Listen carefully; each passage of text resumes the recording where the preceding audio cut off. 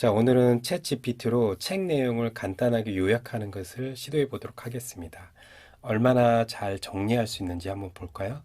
제가 최근에 읽었던 책 중에 느낌이 좋았던 거가 하나가 있는데요. 이나모리 가즈오의 왜 일하는가라는 책이 있었는데요. 이분이 바로 일본의 교세라 그룹을 창업한 사람이죠. 자, 답변을 보면요. 이나모리 가즈오는 왜 일하는가라는 책에서 일의 의미와 중요성에 대해 논의합니다. 그는 인간의 삶에서 일이 차지하는 비중이 크며 일을 통해 자아를 실현하고 사회적 지위를 유지하는 것이 중요하다고 주장합니다. 또한 일을 통해 자신의 능력을 발휘하고 도전하며 성취감을 느낄 수 있다는 것을 강조합니다. 그러나 돈을 버는 것이 일의 목적이 되어서는 안 되며 일을 통해 사회적 가치를 창출하고 자신의 인생 목표를 실현하는 것이 중요하다고 이야기합니다. 따라서 이 일을 하기 위해서는 자신의 가치관과 목표를 잘 파악하고 자신이 하는 일에 대한 열정과 책임감을 가지는 것이 중요하다고 결론을 내립니다. 굉장히 제 느낌은 메마른 요약인 것 같습니다. 그리고 구체적인 어떤 사례가 없이 사실 왜 일하는가라는 책을 읽어보면 어떤 감정에 약간 호소하는 듯한 느낌도 있고 약간 에세이 같은 느낌도 있고 하는데요. 여기 있는 내용이 맞긴 맞는데 좀 메마른 형태로 요약이 된 것 같습니다. 그래서 제가 몇 가지 더 질문을 했는데 뭐 이런 큰 그림의 요약을 크게 벗어나지는 않은 것 같더라고요. 마지막으로 너가 저자 이나모리 가즈오라면 왜 일하는가 하는 책을 독자에게 감동과 교훈을 주게끔 한 페이지로 요약해줘. 사람들에게 인상 깊게 정리해줘. 조금 더 어떤 그 감정이 들어간 어떤 요약을 생각을 해봤는데요. 역시 답변은 비슷한 것 같습니다. 왜 일하는가는 인간의 삶에서 일이 차지하는 비중과 이를 통해 자아를 실현하고 사회적 지위를 유지하는 것이 중요한 것을 강조합니다. 블라블라블라. 이 책을 통해 독자들은 일과 인생에 대해서 깊은 생각을 하게 되며 자신의 일과 인생에 대한 방향성을 다시 한번 생각해 보게 될 것입니다. 뭐 요청을 조금 더 인간적인 부분을 요청을 했는데 그냥 메마른 요약 정도가 되는 거죠. 그래서 이런 메마른 요약이 좀 더 잘 표현될 수 있는 거를 한 가지 더 물어봤어요. 우리 잘 알고 있는 부자 아빠, 가난한 아빠, 호불호가 좀 나뉘는 책이긴 한데요. 저는 예전에 2000년대인가 이 책을 처음에 읽고 좋은 어떤 느낌을 받았던 책으로 제가 기억을 합니다. 부자 아빠, 가난한 아빠 책을 반 페이지로 요약을 해줘. 부자 아빠, 가난한 아빠는 로버트 키요사키가 쓴 자기계발서로 부자와 가난한 사람의 생각과 태도에 대한 차이점을 비교 분석하며 부자가 부자답게 살아가는 비결을 제시합니다. 책에서는 부자와 가난한 사람의 생각 방식의 차이와 부자가 자신의 돈을 투자하는 방법과 부동산 투자의 중요성, 그리고 부자들이 행하는 금융적인 전략들을 다룹니다. 이를 통해 부자가 성공적으로 부를 유지하는 방법과 가난한 사람이 그대로 가난한 삶을 살아가는 이유를 분석합니다. 이 책은 부의 중요성과 부자가 부자답게 살아가는 방법을 강조하며 독자들에게 자신의 인생을 더욱 풍요롭게 만드는 방법을 제시합니다. 따라서 이 책을 통해 독자들은 부의 중요성과 부의 유지, 증대를 위한 기본적인 원리와 전략을 배울 수 있습니다. 요약 방식이 정확하게 부자 아빠, 가난 아빠 책의 스타일이 그대로 가는 것 같습니다.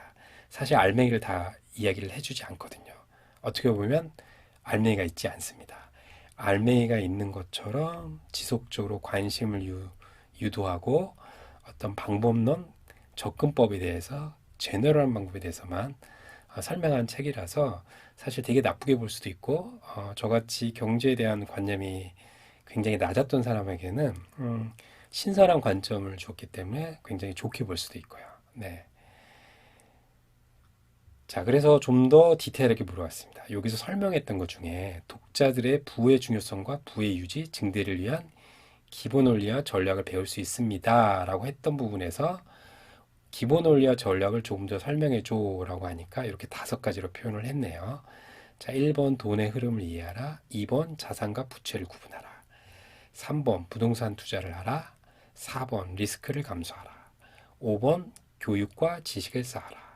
좀 더 디테일하게 정리가 됐네요. 제가 가장 많이 기억하고 있는 부분은 바로 2번이었죠.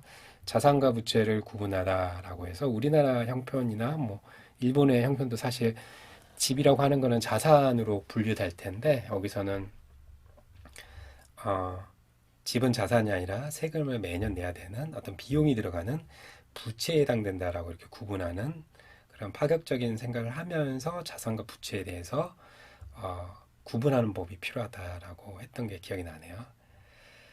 자, 그래서 그러면 이번에는 굉장히 어려운 책. 제가 사실 딱 한 번 읽어봤는데 출장을 가서 한 2주 정도 출장이었던 것 같은데요. 이거를 작심을 하고 책을 가져가서 읽었는데 굉장히 어렵더라고요. 그래서 그 어려운 내용을 얼마나 잘 요약하는지 한번 물어봤습니다. 칼 막스의 자본론을 반페이지로 요약해줘. 칼 마르크스의 대표작인 자본론은 자본주의 경제체제에 대한 비판적 분석을 바탕으로 인류 사회의 경제체제 발전과 노동자들의 이익을 목적으로 쓰인 이론적 저작물입니다. 이 책은 총 3권으로 이루어져 있으며 교란적인 산업화 시대에 등장한 자본주의 경제체제에 대한 칼 마르크스의 비판과 그에 대한 해결 방안을 다룹니다. 칼 마르크스는 자본주의 경제체제가 부의 집중화와 노동자들의 억압으로 이루어지는 경향이 있다고 주장하며 이를 해결하기 위해서는 생산수단의 사유권이 노동자들에게 넘어가야 한다고 주장합니다. 또한 자본가들의 이익만 추구하는 자본주의 경제체제 대신 노동자들의 이익을 추구하는 사회주의 경제체제를 제안합니다.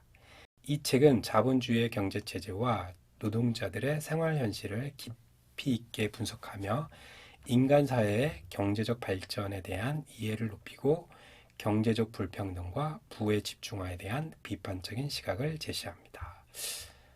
되게 쉽게 잘 정리한 것 같습니다.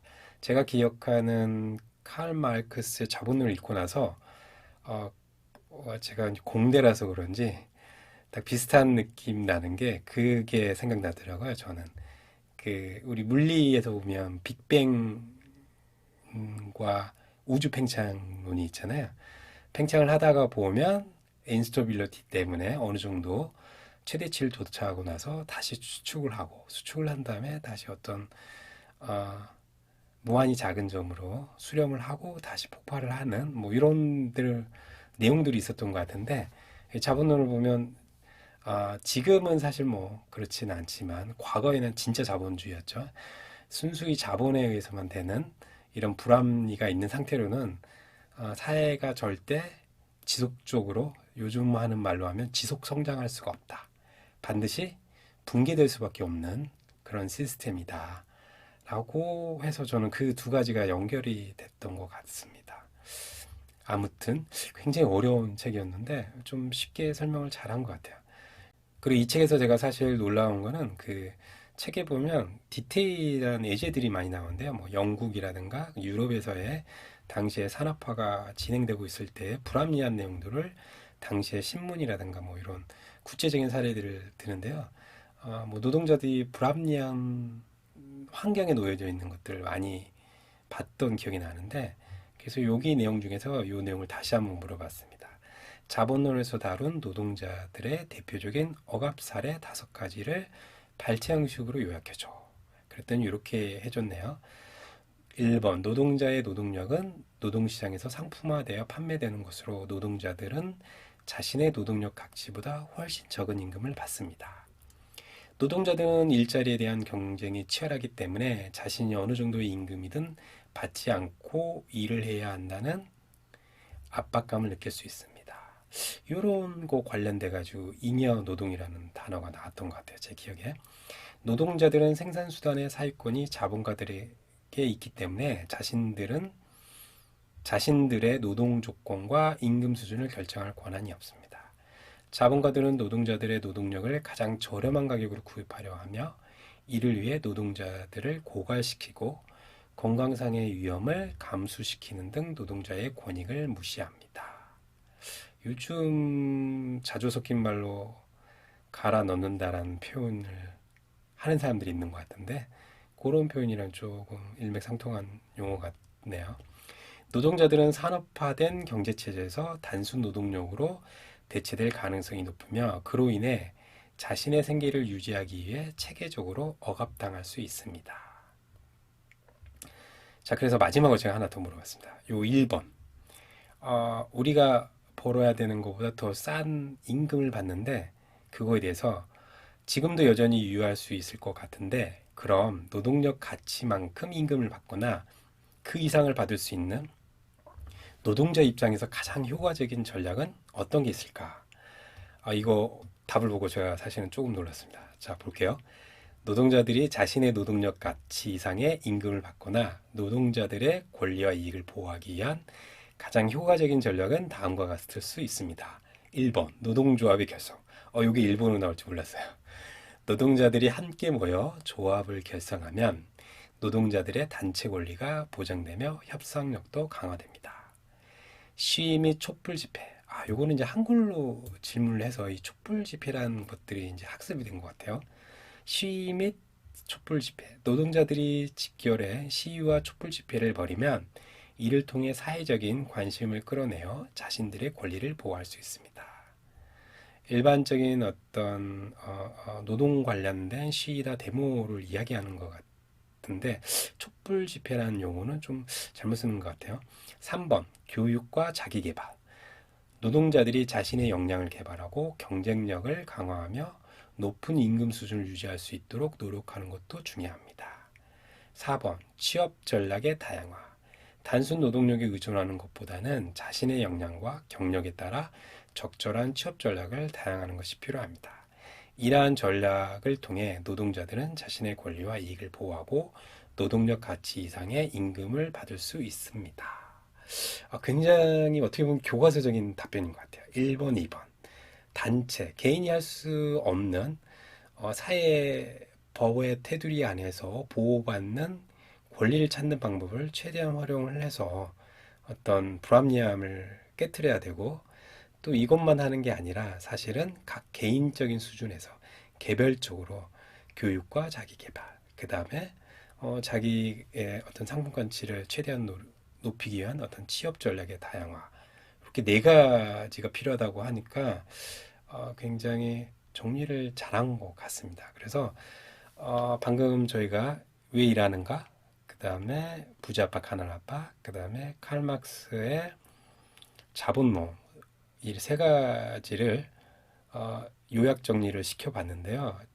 챗 GPT 자체가 사실은 공유되어 있는 어떤 텍스트나 이런 지식들로 교육을 받은 훈련을 받은 사항이기 때문에 어떤 건조한 상태의 어떤 요약 정리는 굉장히 최적화되어 있을 것 같습니다. 그래서 뭐 자본론이라든가 그 다음에 부자압박, 가난압박 중에서 어떤 리스트업이 필요한 식으로 요청하는 거는 굉장히 파워풀하게 잘 하는 것 같고 저희가 예상했던 어떤 약간 인간적이고 감성적인 부분의 어떤 요약 정리는 아직까지는 잘 부족한 게 아닌가라는 생각이 드네요. 제가 사실 글 쓰는 거가 뭐 하이 10%, 뭐 하이 뭐 3% 안에 들 정도인데요. 뭐 이제 공학 쪽에 있다 보니까 왜 일하는가 부분에 대한 제가 예전에 어떤 독후감처럼 썼던 글이 있는데 그거랑 요거랑 한번 비교를 해보면 이게 메마른 정리라는 게 아마 느껴질 것 같습니다. 잠시만요. 자, 이게 뭐 한두 달 전에 제가 정리한 것 같은데요. 이렇게 썼던 것 같아요. 2022년 현재 적용하기에는 너무나도 고전 같은 내용이지만 우리에게 정답은 아니지만 결과론적으로 과정이 미화되긴 했지만 그래도 오랜만에 약간의 울림이 있는 빛바랜 고전의 생각, 경험 그리고 그런 느낌에 잠시 빠져보는 시간이 필요하다면 한 번쯤 읽어볼 만한 내용인 듯하다. 사실 책 내용보다는 제목이 마음에 든다. 왜 일하는가? 내게는 너무 늦게 찾아온 질문이 된 게 아닌지. 아래 내용은 책 서문을 그대로 발자여 옮겨놓은 부분이다. 차가운 밤 공기를 마시며 회사 건물을 빠져나갈 때면 간신히 붙잡고 있던 마음속에 둑이 한꺼번에 무너지는 기분이 들렸다. 내 것이 아니고 앞으로도 내 것이 아닐 이름 없는 일들에 휩싸여 오늘도 수없이 나를 지우고 또 지웠다. 그저 하루를 최선을 다해 살아냈을 뿐인데 어쩌다 내 삶은 밑빠진 독처럼 텅 비어버린 걸까. 하지만 나는 안다. 다음날 피곤한 몸을 간신히 일으키고 나면 내 삶은 다시 0으로 돌아갈 것이고 언제 끝날지 모를 일터가 두 눈을 뜬 채 기다리고 있다는 사실을. 60여 년 전 부도 직전에 지방 중소기업에 입사한 한 청년도 똑같은 고민에 휩싸였다. 앞으로 내 삶은 어떻게 될까? 내가 걷는 이 길이 정말 맞는 걸까? 5년 후, 아니 1년 후에도 나는 이 일을 하고 있을까? 시간이 흘러 90의 노경영자가 된 그는 그때를 돌아보며 오늘을 살아가는 청년들에게 이렇게 묻는다. 왜 그 일을 하는가? 그 일을 통해 당신은 무엇이 되길 꿈꾸는가? 끌려다녀서는 아무것도 제대로 할 수 없다. 일도 그리고 인생도. 어쩌면 우리는 이 질문을 너무 늦게 만난 것은 아닐까. 일을 하는 사람이라면 누구나 한 번은 이 질문에 답해야 한다. 왜 일하는가? 그 일을 통해 당신은 무엇이 되길 꿈꾸는가? 한 번쯤은 읽어볼 만한 책인 것 같습니다. 자, 오늘은 챗GPT로 책의 내용을 요약 정리하는 것을 시도해 봤는데요. 어떤 장단점이 있는지 쉽게 알 수 있었던 것 같습니다. 오늘은 여기까지 하고 내용들이 너무 다양한 방향으로 중간중간 새는 듯한 느낌이 있지만 기록한다는 개념으로 충분히 나중에 의미 있는 영상이 될 수 있을 거라고 생각하고 이만 줄이도록 하겠습니다. 들어주셔서 감사합니다.